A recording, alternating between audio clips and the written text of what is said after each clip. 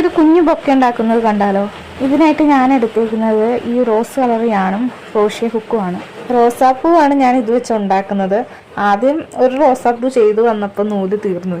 ബാക്കി 2 റോസാപ്പൂ ഞാൻ വേറെ 2 റോസ് കളർ വെച്ചാണ് ഞാൻ ചെയ്തെടുത്തിരിക്കുന്നത്. അത്യാവശ്യം ടൈം എടുത്താണ് ഞാനിത് ചെയ്തത്. ഇത് കുറച്ചും കൂടി പൂക്കളൊക്കെ വെച്ച് ഇത്തിരി വലിയ ടൈപ്പ് ബൊക്കെ ചെയ്യണം എന്നായിരുന്നു ആഗ്രഹം. പക്ഷെ അത് ചെയ്യാനായിട്ട് എൻ്റെ കയ്യിൽ നൂലൊന്നും ഇല്ലായിരുന്നു.